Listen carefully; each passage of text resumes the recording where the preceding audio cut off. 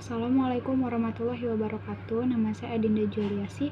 Saya reguler 1 semester 3 dari jurusan manajemen. Di sini saya akan menjelaskan 8 jenis-jenis permintaan. Jadi yang pertama saya akan bahas yang pertama itu adalah permintaan negatif.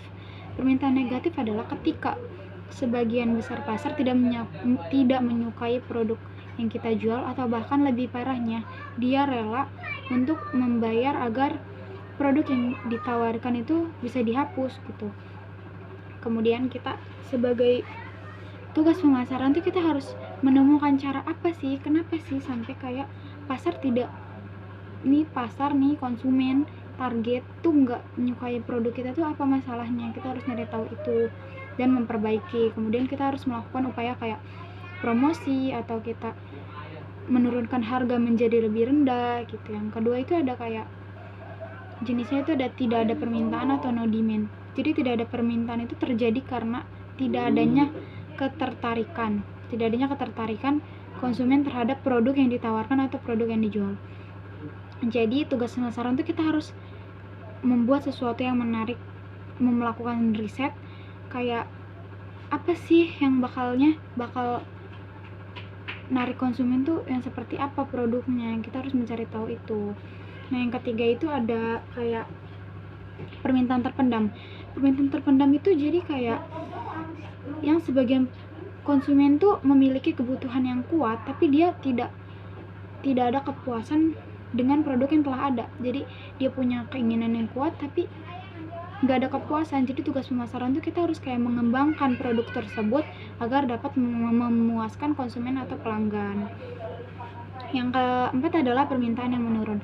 Permintaan yang menurun itu seperti apa? Contohnya tuh ya, dalam organisasi kan cepat atau lambat itu kan kita nggak mungkin naik terus.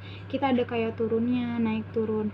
Nah, kayak permintaan menurun tuh kita harus tahu pemicu turunnya produk tersebut, permintaan produk tersebut kenapa sih menurun. Nah, tugas kita tuh harus kayak meningkatkan permintaan yang menurun tersebut biar naik maksudnya. Nah, yang kelima itu ada permintaan yang tidak beraturan ya. Permintaan yang tidak beraturan itu kayak organisasi kan banyak kan ya menghadapi tuh kayak permintaan yang berubah-ubah sesuai musim gitu kan. Jadi kayak naik turun tergantung musim atau tergantung bulan, tergantung hari dan segala macam.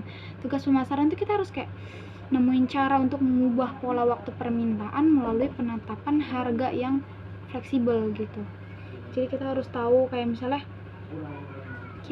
lagi musim hujan misalnya, terus kita kayak produksi jas hujan atau payung, itu kan lebih kayak akan meningkatkan permintaan gitu loh. Terus yang keenam itu ada permintaan penuh. Jadi bisa dikatakan permintaan penuh ketika organisasi tersebut menghadapi permintaan yang mereka merasa puas dengan volume usahanya gitu. Itu bisa dikatakan permintaan penuh. Nah, tugas pemasaran itu kita harus mempertahankan tingkat permintaan ini gitu loh. Nah, yang kemudian itu ada kayak permintaan yang ketujuh itu ada yang namanya itu permintaan berlebih. Jadi permintaan berlebih itu kayak gini. Ketika organisasi tersebut menghadapi tingkat permintaan yang lebih tinggi dari yang didapat atau yang bisa dilayani. Jadi tugas pemasaran itu kita harus kayak mengurangi pemasaran, atau yang bisa disebut itu demarketing. Demarketing itu jadi yaitu menemukan cara untuk mengurangi permintaan secara sementara atau bahkan permanen.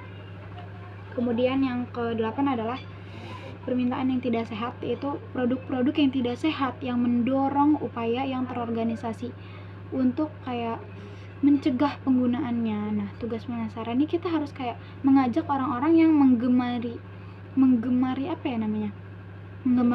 produk ini untuk kayak meninggalkannya, terus kayak bisa menggunakan kayak alat bantu kayak semacam misalnya ancaman, atau kita melakukan peningkatan harga yang nggak masuk akal gitu, yang lebih jauh dari biasanya gitu, atau kita mengurangi ketersediaan barang.